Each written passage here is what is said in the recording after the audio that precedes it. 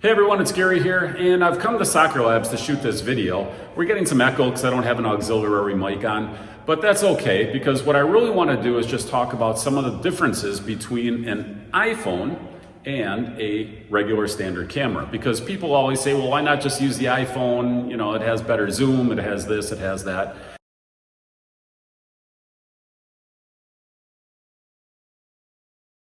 And in my last video, I talked about how size matters. You know, you need a big lens if you want to pull in that light, get it onto a big digital image processor, and that the size of the lens and the size of the image processor make a big difference, and it does. Okay, now at Soccer Labs, the reason I'm doing the video here is because we have a lot of bright LED light. And this is all new lighting that we put in to make it extra bright. And I don't know if you can really get a feel for it, but what you'll find is that indoor lighting, even when it seems bright, isn't going to be as good. So the bigger the lens you have, the better it's going to perform at night, the better it's going to perform indoors. And those are important times.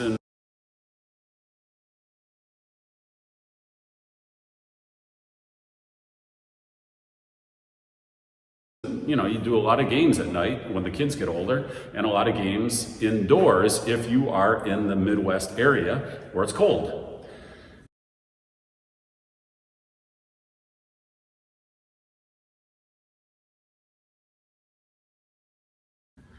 And then there was another question about mechanical zoom versus digital zoom.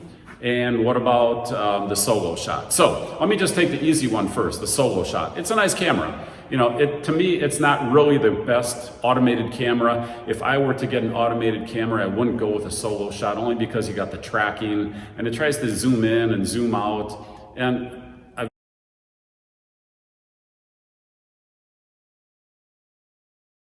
been told you can do some manual shooting. I don't know how that works, but you know, if you're going to get an automatic camera, well, you want it to be automatic. In the solo shot, you have to have tracking, and I want to see the whole field. I mean, the nice thing about the VO type system is that you do see the whole field, and you can choose and pick where you want to look and what perspective you want. So those are nice advantages. I don't think you get that with the solo shot. Again, I'm not a solo shot expert, but it's always been one of those things. I've seen other people use it, and it's always caused some problems.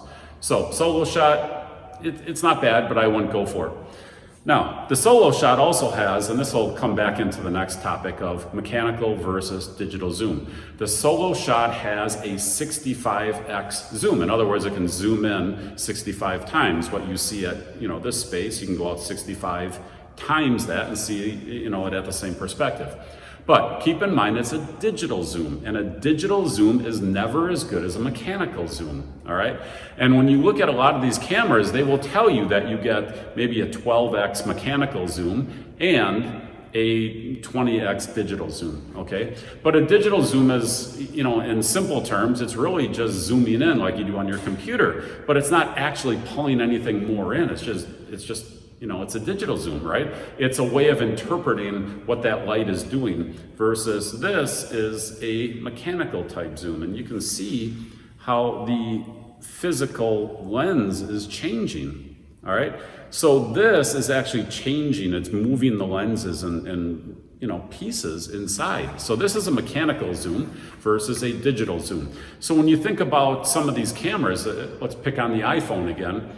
Well, there's no way that you can get a mechanical advantage like this because you just don't have the size. Here again, size matters, all right? So a mechanical zoom is actually where you're moving the stuff, you know, physical stuff is moving.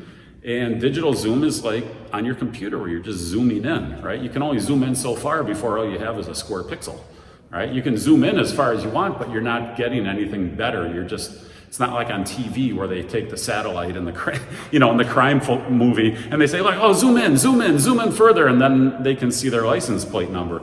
Well, in the real world, when you zoom in and zoom in and zoom in and zoom in, all you see is a blurry splotch. You don't see anything. You don't get any detail. Versus a mechanical zoom, which will actually get down and pull that license plate in, figuratively speaking. Okay.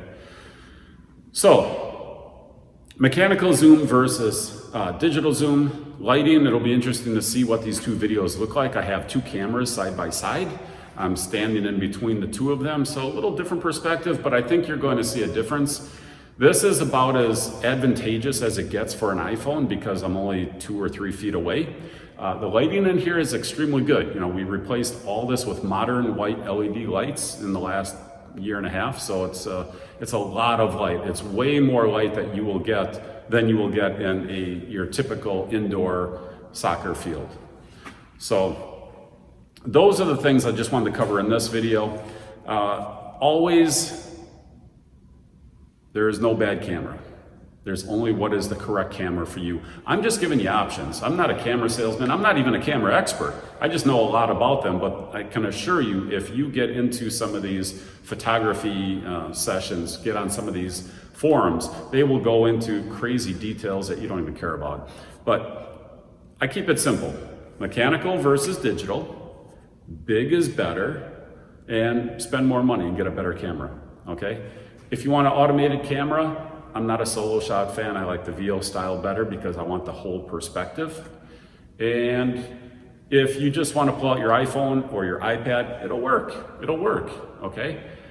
It's just not going to work as good. That's it. It's just a matter of degree. It's just not going to work as good, and you'll see it more pronounced indoors and at night.